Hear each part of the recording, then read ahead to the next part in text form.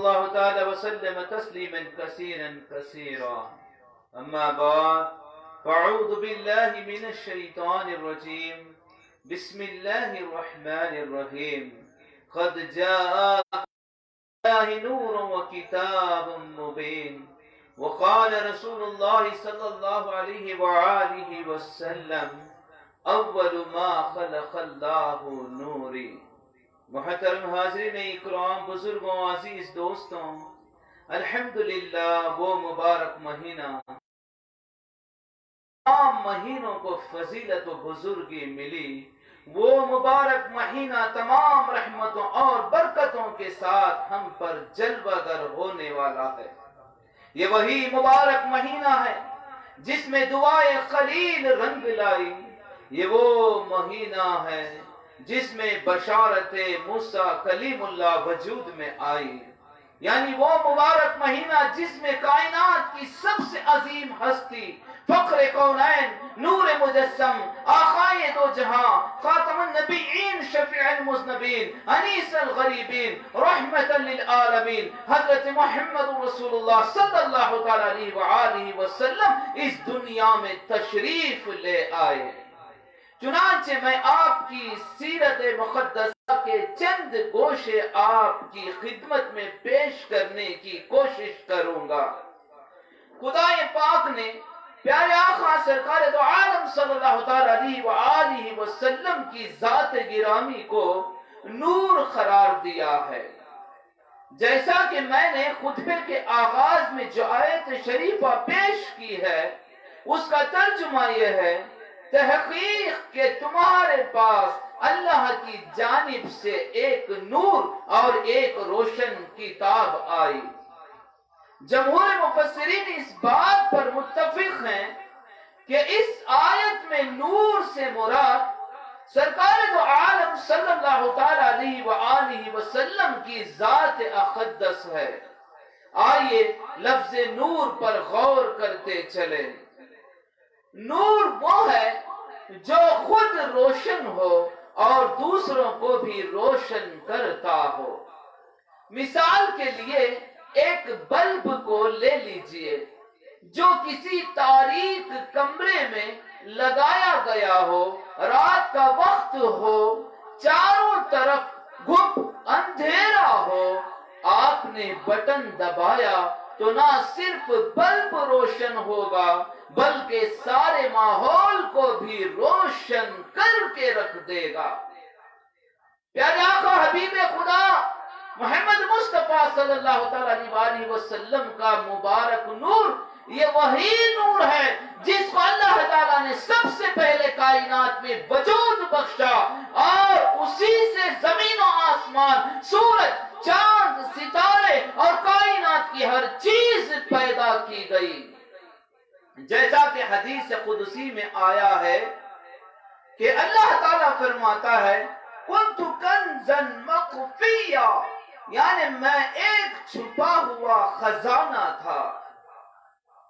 فَأَرَدْتُ أَنْ أُعْرِفْ، بس میں نے ارادہ کیا کہ پہچانا جاؤں۔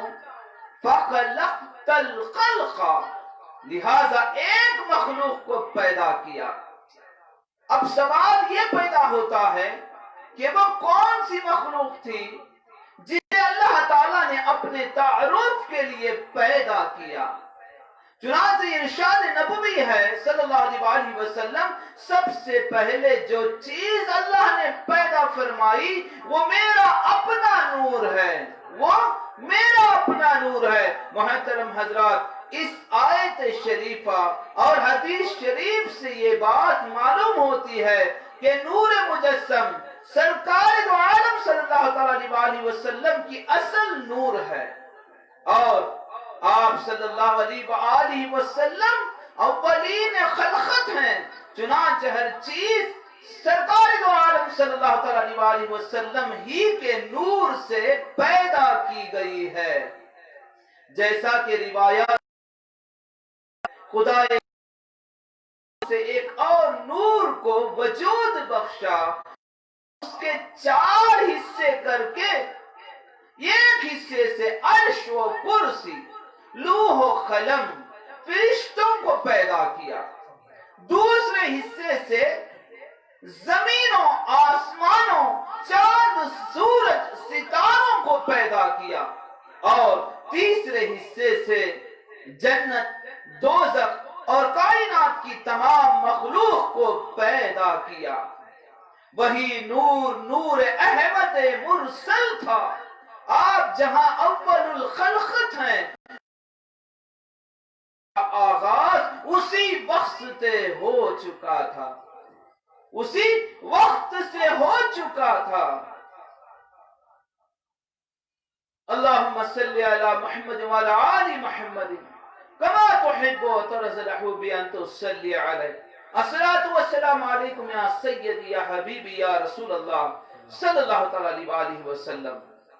پیارے آقا صلی اللہ تعالی علیہ وآلہ وسلم جہاں اول الخلقت ہیں، وہاں پیارے آقا صلی اللہ تعالی علیہ وآلہ وسلم کی نبوت کا آغاز اسی وقت سے ہو چکا جبکہ ابو البشر سیدنا آدم علیہ السلام ابھی پیدا بھی تھے۔ جیسا کہ حدیث کی کتابوں میں آیا ہے کہ بعض صحابہ اکرام رضی اللہ تعالی عنہم نے نبی اکرم صلی اللہ تعالی علیہ وآلہ وسلم سے پوچھا، یا رسول اللہ صلی اللہ تعالی علیہ وآلہ وسلم، آپ نبی کب بنائے گئے؟ تو پیارے آقا صلی اللہ تعالی علیہ وآلہ وسلم نے فرمایا، كنت نبيا وآدم بين الماء والطين، میں اس وقت بھی نبی تھا کہ جب کہ آدم علیہ السلام کا پتلا ابھی بنایا جا رہا تھا۔ دیکھ لیا آپ نے سرکار دو عالم صلی اللہ تعالی علیہ وآلہ وسلم کی نبوت کا آغاز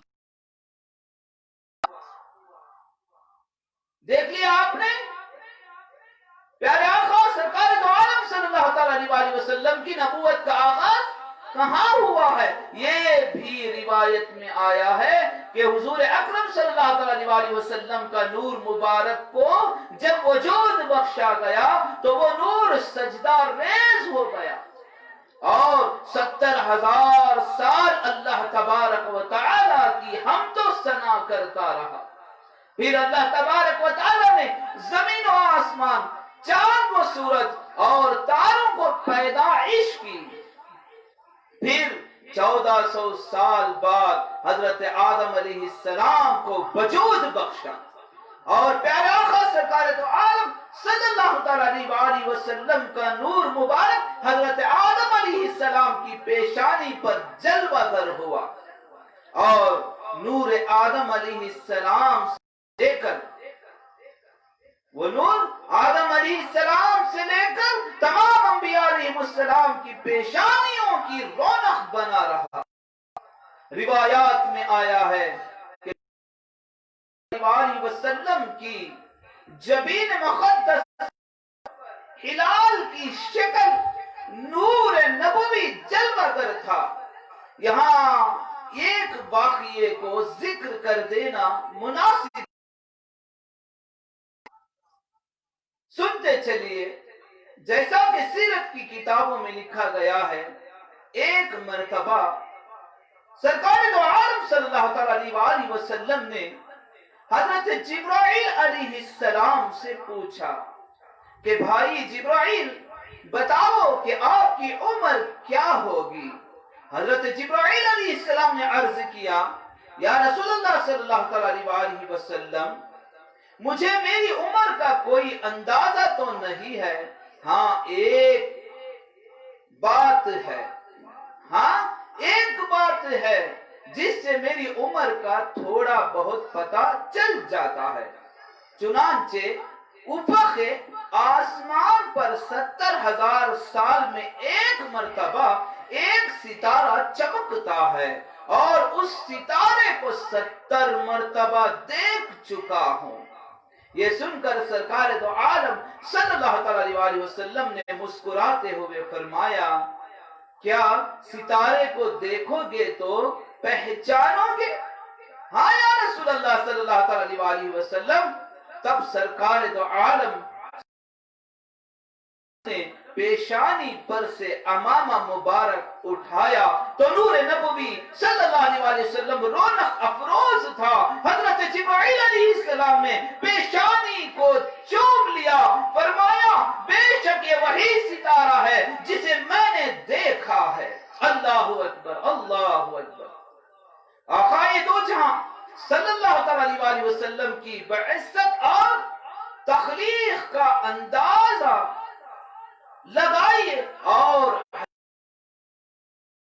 پڑھیے اور آئیے۔ یا صاحب الجمال و یا سید البشر من وجہک المنیر لقد نور القمر لا يمکن الثنا کما کان حقہ بعد از خدا بزرگ تو ہی قصہ مختصر۔ آپ جیسا حسن و جمال نور والے کو کسی نے نہیں بنایا، کسی نے نہیں دیکھا۔ سارے انسانوں میں آپ سب سے افضل نور والے، خوبصورت جمال رکھنے والے آپ ہی ہیں۔ سارے انسانوں میں افضل آپ ہی ہیں۔ میں وجہک المنیر لقد نور القمر، یہ جو چاند ہے، سورج ہے، یہ سب آپ کے ہی نور ہی سے بنا ہے۔ لا يمكن الثنا كما كان حقہ، میں کیا آپ کی ثنا کا حق ادا کر سکتا ہوں؟ خدا کے بعد سب سے بڑا مرتبہ آپ ہی کا ہے یا رسول اللہ صلی اللہ علیہ وآلہ وسلم۔ سبحان اللہ۔ حضرت جامی نے بجائے فرمایا میرے آقا کو لباس بشری میں مبعوث ہوئے پورے 1450 سال کا عرصہ گزر گیا۔ آپ سے پہلے بھی اور آج تک بھی اربوں واعظوں نے آپ کی توصیف کی، کروڑوں شاعروں نے آپ پر نعتیں لکھی، لاکھوں ادیبوں، مصنفوں اور سیرت نگاروں اور مورخوں نے دنیا کی تمام زبانوں میں آپ کی سیرت پر لاکھوں کتابیں تصنیف کی، مگر آپ کا تعارف اور توصیف مکمل نہ ہو سکی۔ تمام ادباء و شعراء مصنف ربانی ہے، وَرَفَعَانَا لَكَ ذِكْرَكَ۔ اللہ نے فرمایا یعنی اے محبوب صلی اللہ علیہ وسلم، ہم نے آپ کے ذکر کو سر بلند کر دیا ہے۔ جب اللہ نے یہ کہہ دیا تو آقا صلی اللہ علیہ وسلم کے ذکر کو کون گھٹا سکتا ہے؟ غرض سامعین نظام، میں عرض کر رہا تھا کہ پھر آقا سرکار دو عالم صلی اللہ علیہ وسلم کا نور مبارک حضرت آدم علیہ السلام کی پیشانی پر جلوہ گر ہوا، اور آپ سے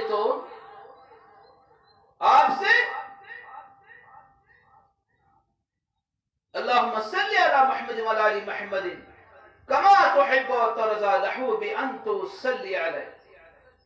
توالد و تناسل کا سلسلہ شروع ہوا تو وہ نور مقدس بھی ایک کے بعد دیگر دنیا کی مقدس ہستیوں کی پیشانیوں کی رونق بنتا رہا۔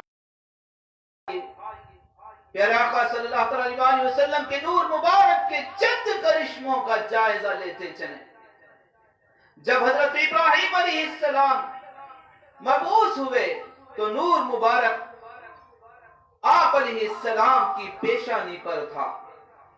یہ وہ دور تھا جبکہ نمرود جیسا شقی القلب سنگ دل حکمران موجود تھا اور زور و شور سے خدائی کا دعویٰ کر رہا تھا، لیکن جب حضرت ابراہیم علیہ السلام اس کے دربار میں پہنچے تو آپ کی پیشانی پر موجود نور کا کرشمہ تھا کہ جو ہی نمرود نے آپ پر نگاہ ڈالی تو اس قدر مرعوب ہوا کہ اس کا سارا رعب و دبدبہ اچانک ختم ہو گیا۔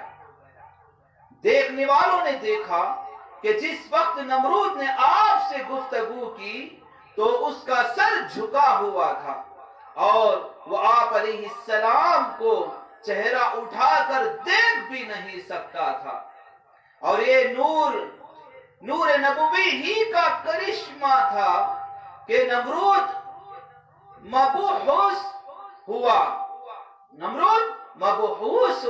اور حضرت خلیل اللہ علیہ السلام مسکراتے ہوئے کامیاب اور کامران ہو کر دربار نمرود دیکھا آپ نے نور نبوی صلی اللہ علیہ وسلم نے کیا اثر دکھا کے کی نظر بھی خیرہ ہو گئی. نور نبوی صلی اللہ علیہ وسلم جہاں بھی چمکا کامیابی کی راہ کھل گئی. اللہم صلی علی محمد و علی محمد کما تحب و ترضى له بأن تصلی علیہ. پیارے آقا صلی اللہ علیہ وسلم کی ولادت سے چند سال پہلے ایک بہت بڑا واقعہ پیش آیا جو واقعہ فیل کے نام سے مشہور ہے. اللہ پاک اس واقعے کا اجمالی ذکر قرآن شریف کی ایک چھوٹی سی سورت میں بیان فرمایا ہے، جیسے کہ ارشاد ربانی ہے الم تر کیف فعل ربک باصحاب الفیل. اس اجمال کی تفصیل یوں ہے کہ ملک شام کا ابرہا نام ایک تھا، اس نے اپنے ملک میں ایک کعبہ تعمیر کیا اور لوگوں پر دباؤ ڈالنے لگا کہ وہ مکہ میں موجود کعبے کی زیارت کی بجائے اس کے اپنے تعمیر کردہ کعبے کی زیارت کرے، مگر اس کا یہ پروگرام کامیاب نہ ہو سکا. برا فروختہ ہو کر دل میں ٹھان لیا کہ جب تک مکہ کے کعبے کو منہدم نہ کیا جائے گا اس وقت تک اس کے تعمیر کردہ کعبے کی زیارت نہیں کریں گے. اس کا باطل ارادے کے ساتھ ہاتھیوں کی ایک بڑی فوج لے کر نکلا. جب مکہ پہنچا تو مکے کے لوگ جنہوں نے ہاتھیوں کو نہیں دیکھا تھا تعجب سے انہیں دیکھا اور گھبرا گئے. اس وقت نبی کریم صلی اللہ علیہ وآلہ وسلم کے دادا حضرت عبد المطلب تھے اور نور نبوی حضرت عبد المطلب کی پیشانی پر جلوہ گر تھا. عبد المطلب نے مکے والوں کو جمع کر کے کہا لوگوں ہم ان ہاتھیوں والی فوج کا مقابلہ نہیں کر سکتے، بہتر یہی ہے کہ شہر خالی کر جائیں اور پہاڑوں پر آباد ہو جائیں. سب نے آپ کی رائے کو قبول کر لیا اور مکہ چھوڑ کر پہاڑوں پر چڑھ گئے. ادھر ابرہا داخل ہو کر لوٹ مار کرنے لگی. ایک رات عبد المطلب نے دیکھا کہ ان کی پیشانی سے ایک نور چمکا اور اس روشنی میں کعبہ نظر آیا. آپ نے لوگوں کو بشارت دی کہ لوگوں فتح تمہارے لیے ہے. انہیں خواب سنایا. دوسرے دن انہیں اطلاع ملی کہ آپ کے 200 اونٹوں کا ایک ریوڑ ابرہا نے ہنکال لیا. حضرت عبد المطلب پہاڑ سے نیچے اترے اور سیدھے ابرہا کے پاس پہنچے. جب ابرہا نے آپ کو دیکھا تو اس کی آنکھیں چکا چوند ہو گئی. کچھ دیر کے لیے اس نے یہ محسوس کیا کہ اس کی اپنی تمام قوتیں سلب ہو رہی ہیں. وہ مسند سے نیچے اتر آیا اور پوچھا کہ کہو کیا چاہتے ہو. آپ نے کہا اے ابرہا تیرے فوجیوں نے میرے 200 اونٹوں پر قبضہ کر لیا ہے اور میں ان کو واپس لے جانے آیا ہوں. ابرہا نے کہا اے متولی کعبہ جب میں نے تمہیں دیکھا تو تمہاری پیشانی پر ایک عجیب نور چمک رہا ہے. اسے دیکھ کر مجھ پر خوف اتاری ہو گیا. اگر تم یہ کہتے کہ لڑائی کے ارادے سے باز آ تو میں واپس لوٹ جاتا۔ تم جب کہ کعبے کے متولی ہو اور کعبے کو منہدم کرنے آیا ہو، اور تم نے اس بارے میں کوئی فکر نہیں کی، آپ نے اس سے کہا میں اونٹوں کا مجازی مالک ہوں، اونٹوں کی فکر مجھ کو ہی کرنی ہے، اور کعبے کا مالک وہ ذات ہے جس نے ہمیں اور تمہیں پیدا کیا، کعبے کی فکر وہی کرے گا۔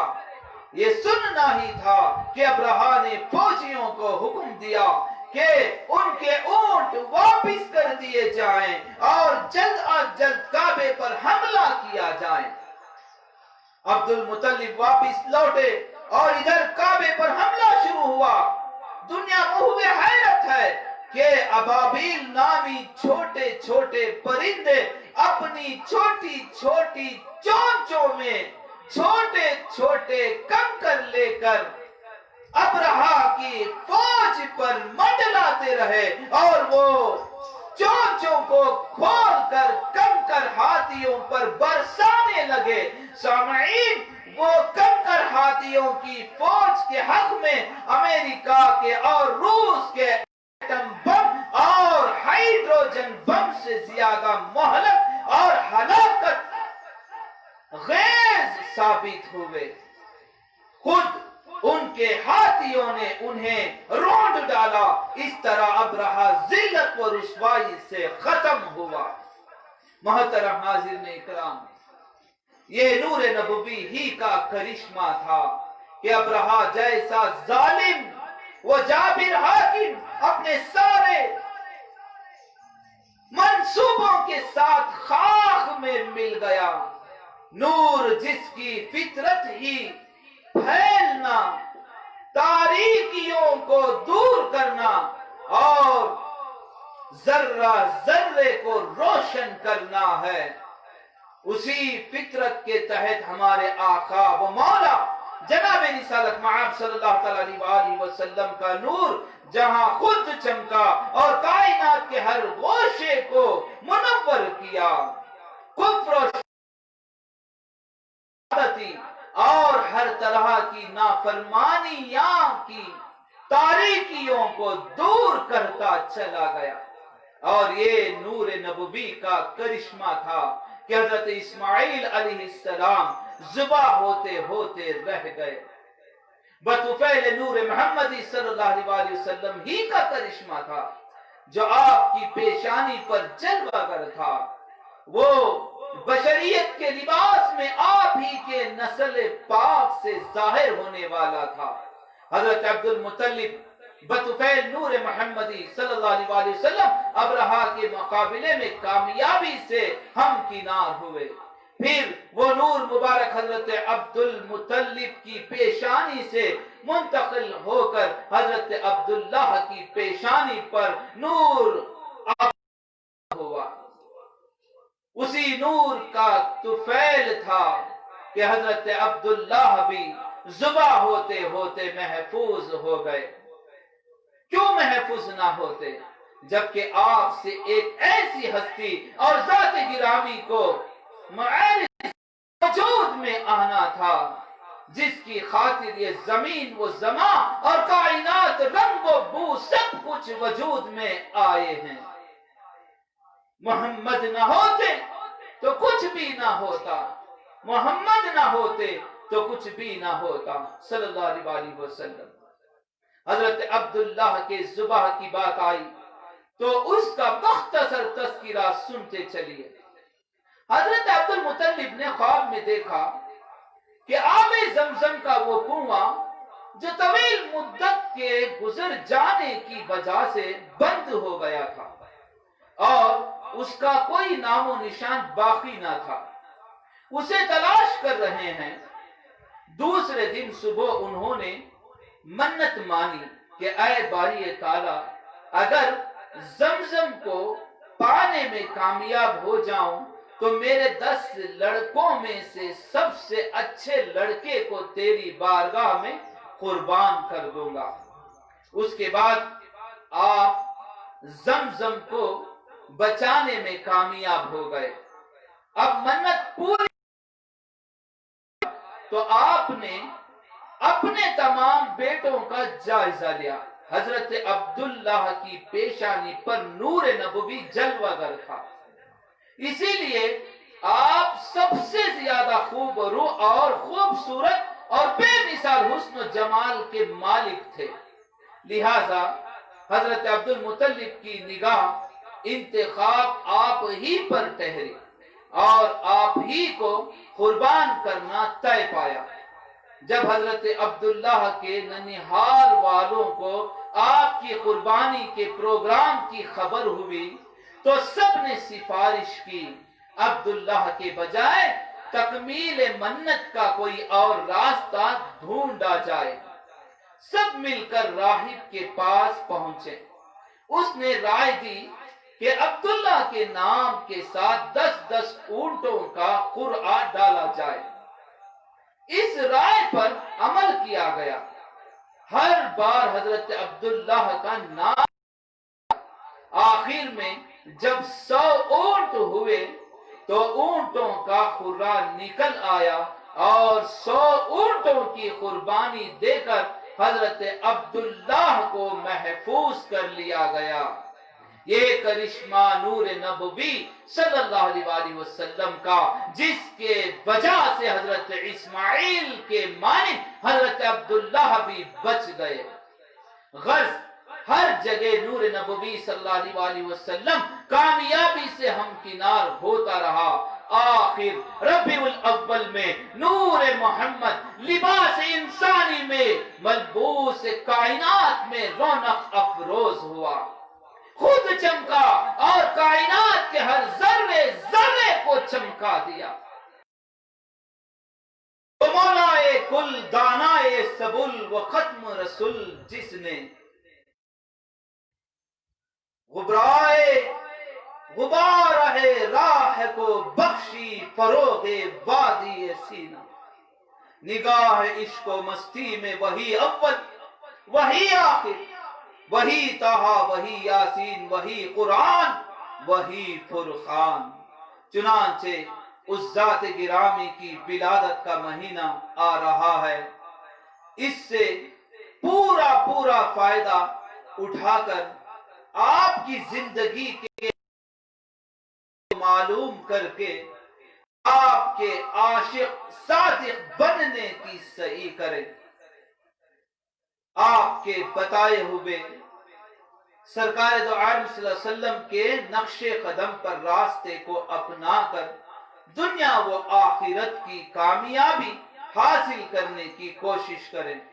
اللہ تبارک و تعالی مجھے اور آپ کو اور کائنات کے تمام مسلمانوں کو اس نورانی ذات کے نور سے مکمل فائدہ اٹھانے کی توفیق بخشے اور آپ صلی اللہ علیہ وآلہ وسلم کے بتائے ہوئے راستے پر گامزن فرمائے، آمین۔ باخر دعوانا الحمدللہ رب العالمین۔ بارک اللہ لی و لکم بالقرآن العظیم ورفعانا بالآیات والذکر الحکیم، انہ تعالی جواد ملک قدیم الرعوف رحیم ورب حلیم۔